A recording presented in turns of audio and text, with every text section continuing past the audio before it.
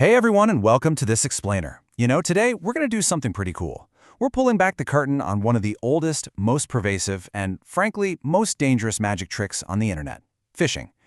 We hear about it all the time, we get all the warnings from IT, but how many of us actually know how the illusion is crafted? Today, we're going to break down the actual mechanics of this deception. We'll be relying on some incredibly revealing source materials that map out exactly how attackers build these traps. Get ready, because you're about to see the internet a little differently. All right, let's just dive right into this. Look at that number, 5. 5 minutes. That is literally all it takes for an attacker to completely clone the login page of your trusted bank, your email provider, or even your company's internal portal. Just 5 minutes from a blank slate to a fully functional trap. If you think building a phishing website takes some kind of evil genius coding skills, well, this explainer is going to shatter that assumption. The technical barrier to entry here is virtually zero. When an attacker copies a site using the methods we're about to show you, it is quite literally impossible for the naked eye to tell the difference between the fake login screen and the real one. Seriously, they are visually identical pixels.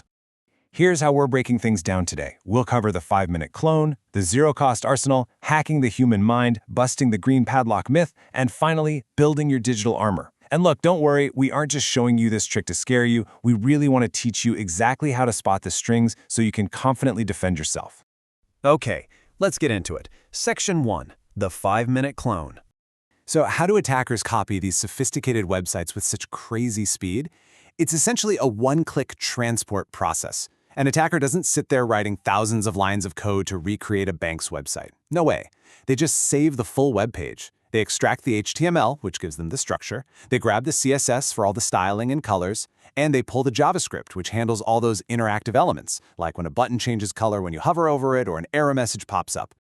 This whole process relies almost entirely on stuff built right into your web browser, literally just hitting Save Page As or using super basic, freely available scraping tools.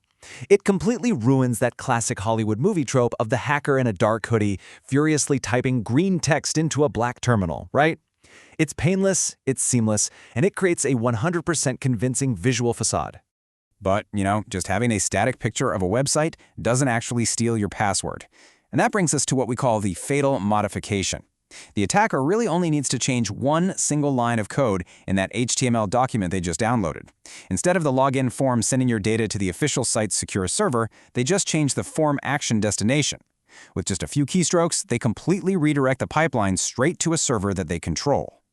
Normally, your data flows perfectly straight to the official server. But with that one little code change, it's like taking a pair of scissors to that connection and diverting your credentials right over to the hacker's database. When you hit that login button on a cloned site, no real background verification is actually happening. The site doesn't even bother checking if your password is right or wrong. It simply intercepts whatever you typed in, cuts you off from the real institution, and hands your sensitive data right over to the thief. Moving on to Section 2, the zero-cost arsenal. We've established that this attack is incredibly fast. But what's really concerning is how insanely cheap it is. Attackers don't need fancy, expensive infrastructure. They abuse free, totally legitimate hosting resources, like GitHub Pages or free-tier cloud servers, to host their cloned sites. For the back end, they use super simple Python or PHP scripts. Usually, these are just pre-written scripts they found shared online, and their only job is to automatically forward your stolen passwords to an email address or a Telegram chat. And the final piece? They buy dirt-cheap lookalike domains. Think about using a 00 in Facebook.com or a capital I instead of a lowercase l in PayPal.com. The whole shebang can be set up for the cost of a cup of coffee, or honestly, completely for free. All right, Section 3, hacking the human mind. So this brings up a pretty huge question. If the tech is so incredibly basic and cheap, why does it actually work so well? Well, it relies on a delicate balance. That cheap technology we just talked about, that's really just the stage, the props. The actual weapon is misdirection. It's psychological warfare, also known as social engineering. Attackers use scripts that exploit our deepest human triggers: fear, greed, urgency, or trust. A text alert saying, "Account anomaly, please log in immediately," triggers pure panic. A message saying, "You've won a prize," triggers greed. A fake internal company update triggers obedience. The technical clone is completely useless without the carefully crafted email or text message that manipulated you into clicking the link in the first place. Let's actually trace this journey step by step. At 0 seconds, the victim gets the bait, and acting purely on emotion, they click. By 10 seconds, they are staring at that perfect 5-minute clone. At 30 seconds, because they completely trust the visual facade, they type in the real credentials. At 35 seconds, that fatal modification kicks in and intercepts the data.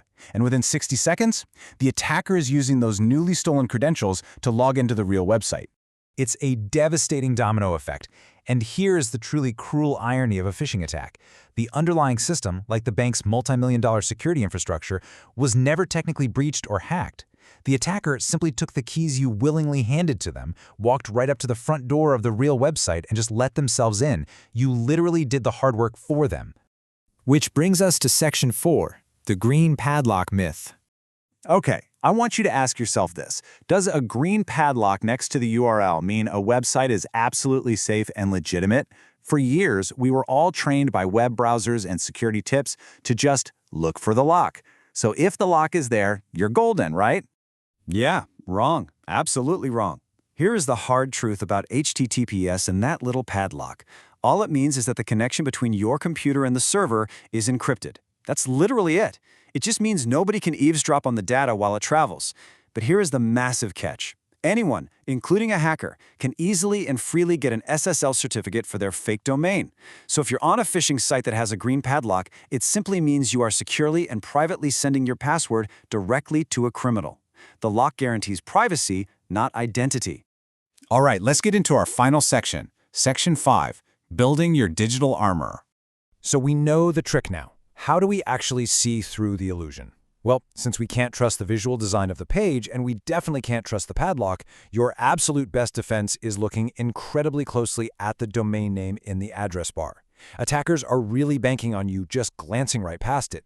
You gotta watch out for spelling errors, like using zeros instead of O's in Google. Watch for extra letters, like 2 N's in Amazon. And be highly suspicious of strange top-level domains. Sure, .com or .org or standard, but attackers love buying cheap domains ending in .xyz, .top, or .cc to host these traps. You really have to train your eye to focus exclusively on that URL bar. And the golden rule? Never, ever click strange links in unexpected emails or texts, I don't care how urgent they seem to be. If you get a terrifying alert from your bank, don't click the link. Just open your browser, type the bank's actual known URL in yourself, and log in securely that way. Verifying the URL is literally your ultimate shield against the 5-minute clone. But hey, human error happens. We get tired, we get distracted, and that is exactly where technology steps in to cover our blind spots. Think of your personal defense like a double-armored vault. The first layer is a password manager. A password manager is awesome because it won't be fooled by a fake site. If you visit AmazonN.com with 2 N's, the manager realizes it's not the real Amazon and it simply won't autofill your password. It stops the domino effect instantly. The second vault door is multi-factor authentication, or MFA. Even if you mess up and manually type your password into a fake site and the hacker steals it, they still can't log in because they don't have that temporary one-time passcode sent to your phone. MFA stops them cold at the front door. And for those of you working in corporate environments, companies build what's called defense in depth. Because, let's face it, relying entirely on employee vigilance isn't really enough. So organizations layer their defenses in concentric circles. They use email gateways to filter out the malicious links before they ever hit your inbox. They use DNS security to block access to known fake domains, even if you do happen to click. And they use threat intelligence to constantly update their systems on the absolute latest attacker tactics. It's kind of like an invisible shield, constantly working behind the scenes. I really want to leave you with this mic drop conclusion directly from our source material today.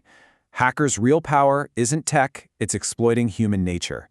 The technology they use, it's completely trivial. The illusion only works if we play our part by panicking, rushing, and blindly trusting what we see on the screen. The source material makes a pretty powerful claim here. Just by stopping, taking a breath, and actively looking at the URL, you can avoid 90% of all phishing attacks.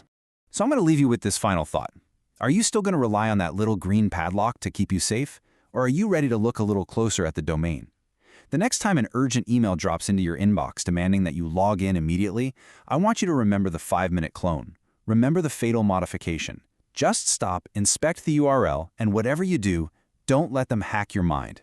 Thanks so much for joining me on this explainer today, and hey, stay sharp out there.